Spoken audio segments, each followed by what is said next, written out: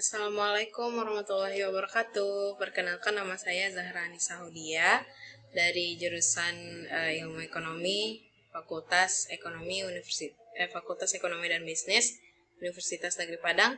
Pada kesempatan presentasi kali ini, saya akan mempresentasikan mengenai bab 9, yaitu mengenai pengantar fluktuasi ekonomi.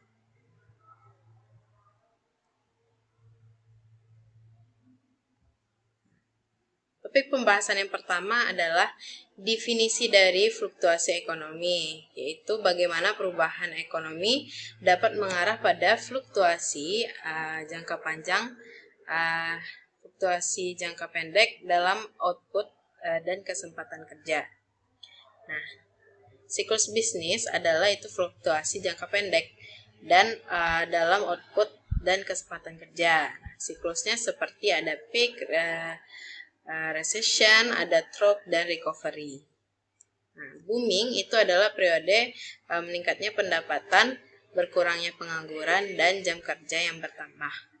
Selanjutnya resesi adalah periode merosotnya pendapatan dan melonjaknya pengangguran.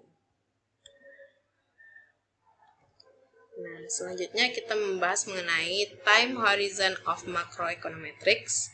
Nah, dalam jangka panjang itu harga bersifat fleksibel, bisa menggapai perubahan dalam penawaran atau permintaan.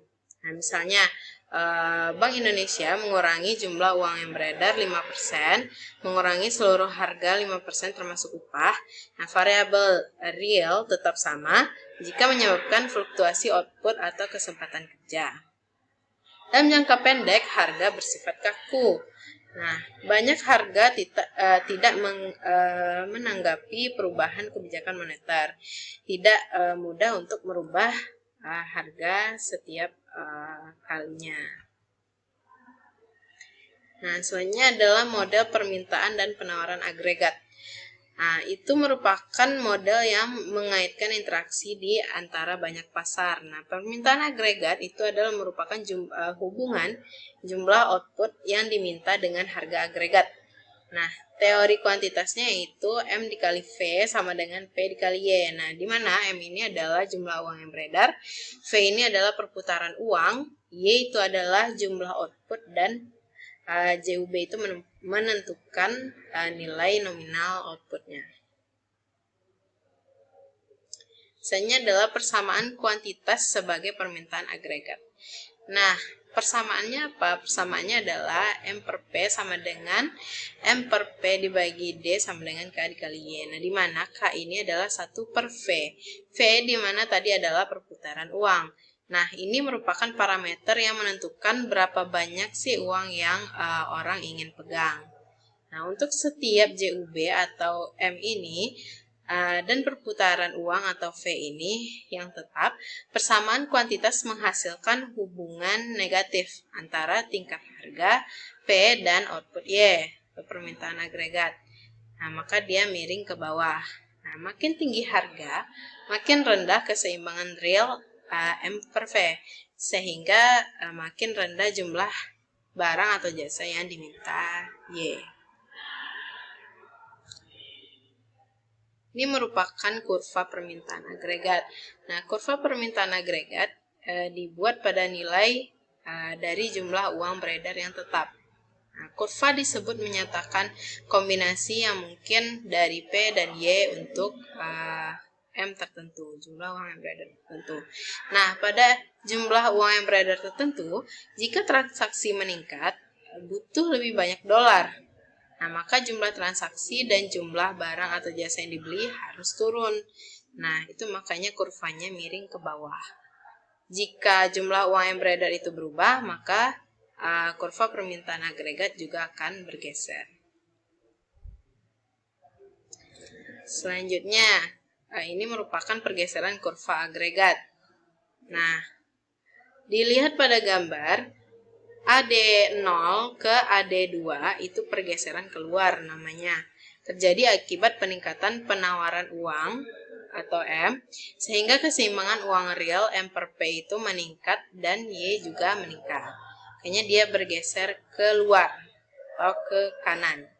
Nah, ketika AD0 ke AD1 itu atau pergeseran ke dalam atau dia bergeser ke kiri, itu terjadi akibat penurunan penawaran uang atau M, sehingga keseimbangan uang real M per P juga turun dan Y itu turun. Nah, ini adalah kurva penawaran agregat jangka panjang.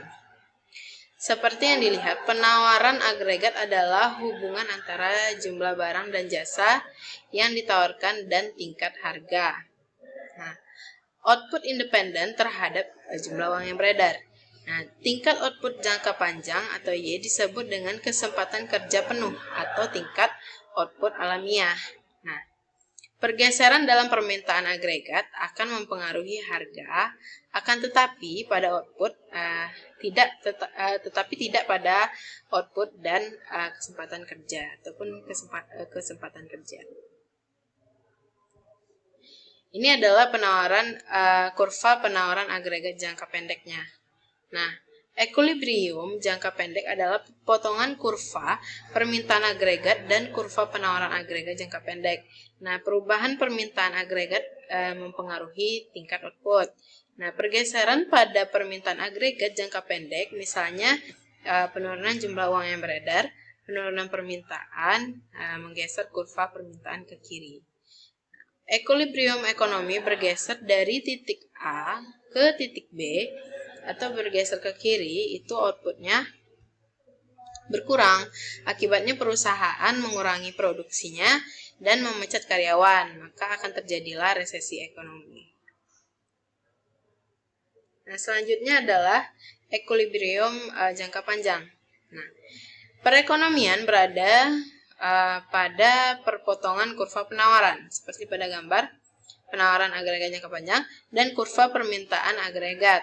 Nah, karena harga-harga telah disesuaikan, maka kurva penawaran jangka pendek juga memotong titik yang sama. Nah, selanjutnya adalah penurunan permintaan agregat. Nah, misalnya jumlah uang yang beredar dikurangi, maka kurva permintaan bergeser ke bawah, yaitu dari AD1 ke AD2. Nah, jangka pendek itu tuh ketika si titik A ke titik B atau harga kaku. Nah, output kesempatan kerja menurun di bawah tingkat alamiah, maka terjadi resesi. Nah, ketika permintaan rendah, maka harga akan turun.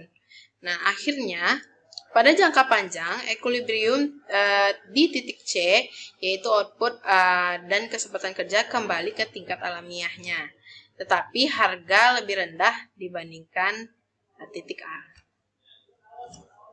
Nah, yang terakhir adalah kebijakan stabilisasi. Nah, fluktuasi ekonomi itu tuh perubahan penawaran agregat atau perubahan permintaan agregat dapat mengurangi kesejahteraan masyarakat. Nah, kebijakan stabilisasinya itu kebijakan mengurangi tekanan fluktuasi ekonomi pada jangka pendek. Baiklah, terima kasih atas perhatiannya. Sekian yang dapat saya sampaikan. Assalamualaikum warahmatullahi wabarakatuh.